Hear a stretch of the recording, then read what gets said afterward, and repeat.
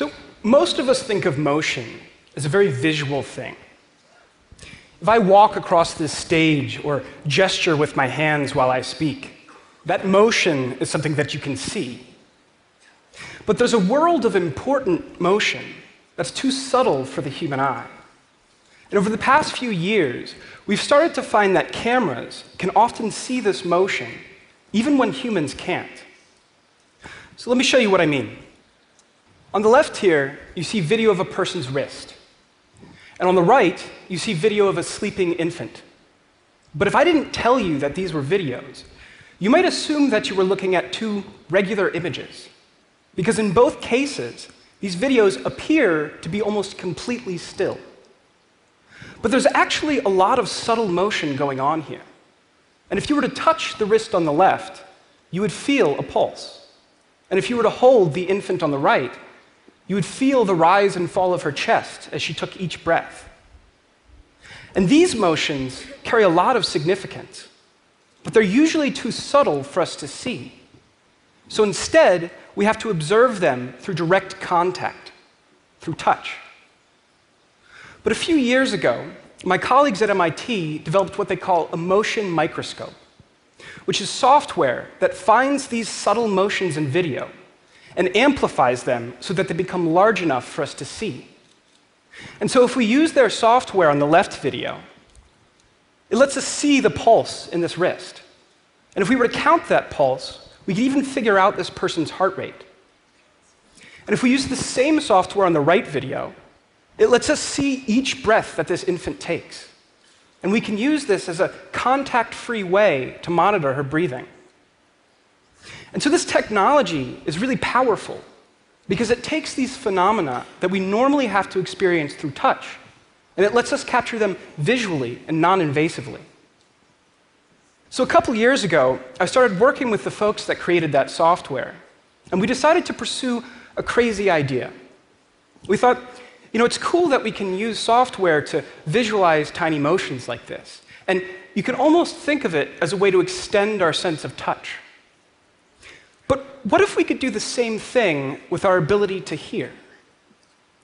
What if we could use video to capture the vibrations of sound, which are just another kind of motion, and turn everything that we see into a microphone? Now, this is a bit of a strange idea, so let me try to put it in perspective for you. Traditional microphones work by converting the motion of an internal diaphragm into an electrical signal. And that diaphragm is designed to move readily with sound, so that its motion can be recorded and interpreted as audio. But sound causes all objects to vibrate. Those vibrations are just usually too subtle and too fast for us to see. So what if we record them with a high-speed camera and then use software to extract tiny motions from our high-speed video and analyze those motions to figure out what sounds created them? This would let us turn visible objects into visual microphones from a distance. And so we tried this out. And here's one of our experiments where we took this potted plant that you see on the right, and we filmed it with a high-speed camera while a nearby loudspeaker played this sound.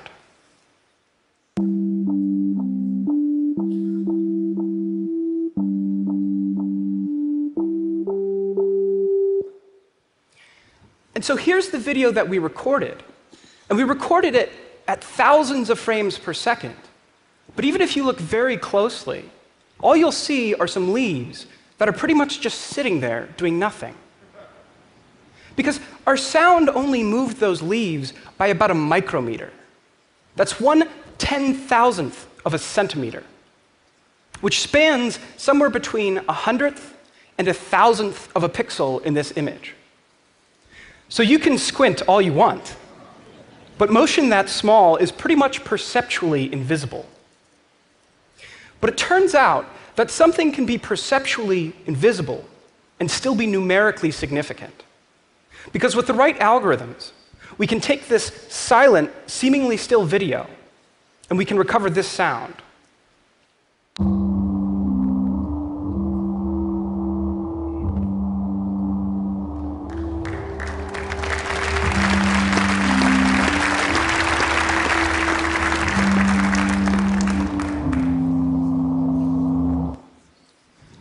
how is this possible?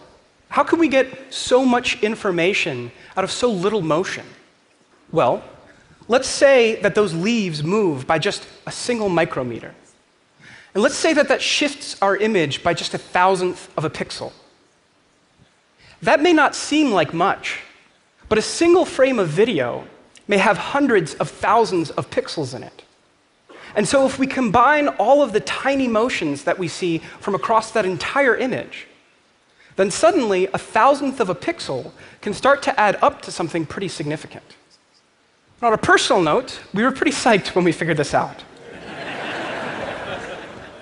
But even with the right algorithm, we were still missing a pretty important piece of the puzzle. You see, there are a lot of factors that affect when and how well this technique will work. There's the object and how far away it is. There's the camera and the lens that you use, how much light is shining on the object, and how loud your sound is. And even with the right algorithm, we had to be very careful with our early experiments, because if we got any of these factors wrong, there was no way to tell what the problem was. We would just get noise back. And so a lot of our early experiments looked like this. And so here I am, and on the bottom left you can kind of see our high-speed camera, which is pointed at a bag of chips, and the whole thing is lit by these bright lamps. And like I said, we had to be very careful in these early experiments. So this is how it went down. 3, 2, 1, go. Mary had a little lamb. Little lamb, little lamb.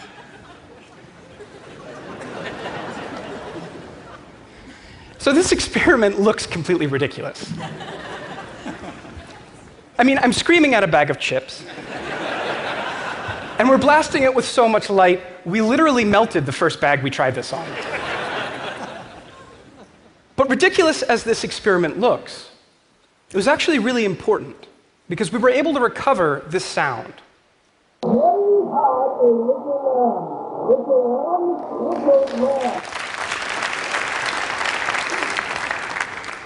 And this was really significant, because it was the first time we recovered intelligible human speech from silent video of an object. And so it gave us this point of reference, and gradually we could start to modify the experiment, using different objects or moving the object further away, using less light or quieter sounds. And we analyzed all of these experiments until we really understood the limits of our technique. Because once we understood those limits, we could figure out how to push them. And that led to experiments like this one, where again, I'm going to speak to a bag of chips, but this time we've moved our camera about 15 feet away, outside, behind a soundproof window. And the whole thing is lit by only natural sunlight. And so here's the video that we captured. And this is what things sounded like from inside, next to the bag of chips. Mary had a little lamb whose fleece was white as snow. And everywhere that Mary went, that lamb was sure to go. And here's what we were able to recover from our silent video captured outside behind that window. Mary had a little lamb whose fleece was white as snow. And everywhere that Mary went, that lamb was sure to go.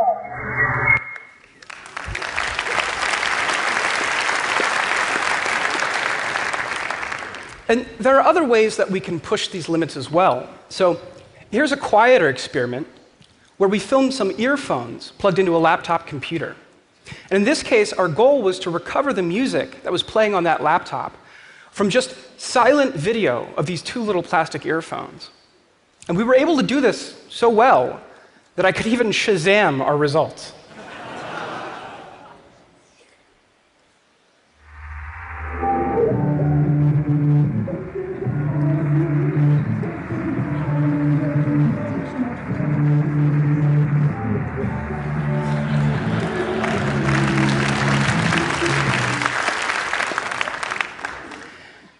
We can also push things by changing the hardware that we use. Because the experiments I've shown you so far were done with a camera, a high-speed camera, that can record video about 100 times faster than most cell phones. But we've also found a way to use this technique with more regular cameras. And we do that by taking advantage of what's called a rolling shutter. You see, most cameras record images one row at a time. And so if an object moves during the recording of a single image, there's a slight time delay between each row. And this causes slight artifacts that get coded into each frame of a video. And so what we found is that by analyzing these artifacts, we can actually recover sound using a modified version of our algorithm. So here's an experiment we did where we filmed a bag of candy while a nearby loudspeaker played the same Mary Had a Little Lamb music from before. But this time, we used just a regular store-bought camera. And so in a second, I'll play for you the sound that we recovered, and it's going to sound distorted this time. But listen and see if you can still recognize the music.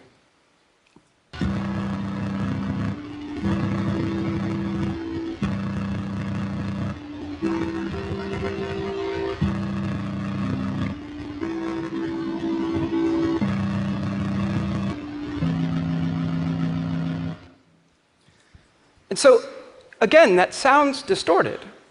But what's really amazing here is that we were able to do this with something that you could literally run out and pick up at a Best Buy. So at this point, a lot of people see this work and they immediately think about surveillance. And, to be fair, it's not hard to imagine how you might use this technology to spy on someone. But keep in mind that there's already a lot of very mature technology out there for surveillance. In fact, people have been using lasers to eavesdrop on objects from a distance for decades. But what's really new here, what's really different, is that now we have a way to picture the vibrations of an object, which gives us a new lens through which to look at the world. And we can use that lens to learn not just about forces like sound that cause an object to vibrate, but also about the object itself. And so I want to take a step back and think about how that might change the ways that we use video. Because we usually use video to look at things. And I've just shown you how we can use it to listen to things. But there's another important way that we learn about the world. That's by interacting with it. We push and pull and poke and prod things. We shake things and see what happens. And that's something that video still won't let us do, at least not traditionally. So I want to show you some new work.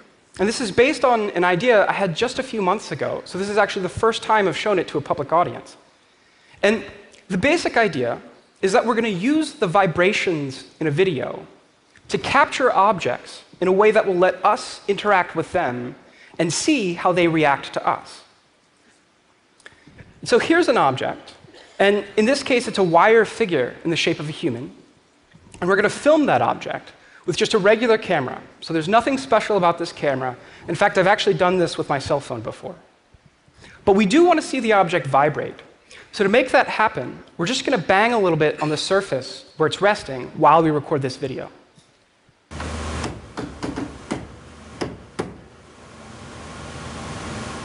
And so that's it. Just 5 seconds of regular video while we bang on this surface. And we're going to use the vibrations in that video to learn about the structural and material properties of our object. And we're going to use that information to create something new and interactive.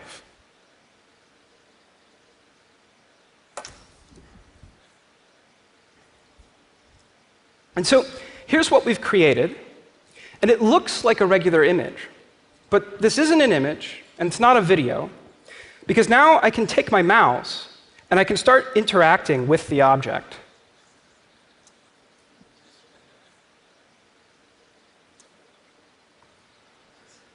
And so what you see here is a simulation of how this object would respond to new forces that we've never seen before. And we created it from just 5 seconds of regular video.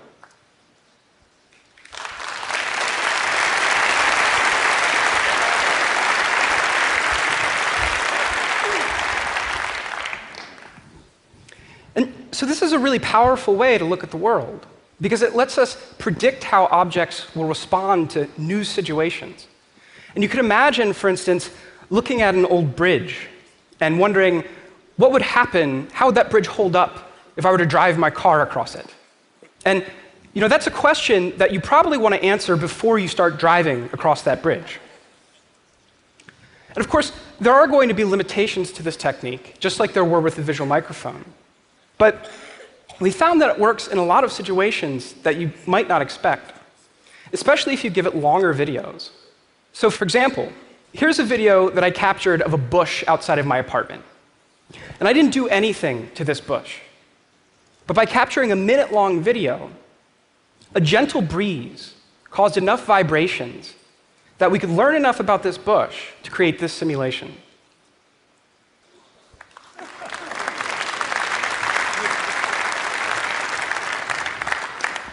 And so you could imagine giving this to a film director and letting him control, say, the strength and direction of wind in a shot after it's been recorded.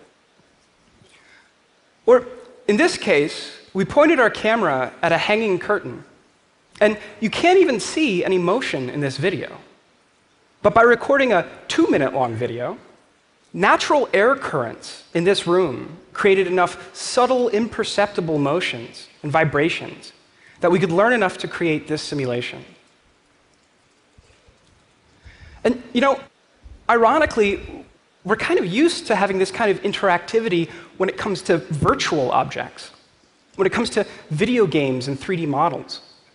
But to be able to capture this information for real objects in the real world using just simple, regular video is something new that has a lot of potential. So here are the amazing people who worked with me on these projects. And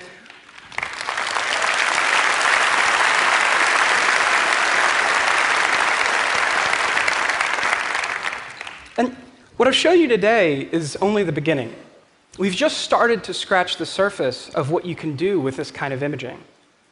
Because it gives us a new way to capture our surroundings with common, accessible technology. And so, looking to the future, it's going to be really exciting to explore what this can tell us about the world. Thank you.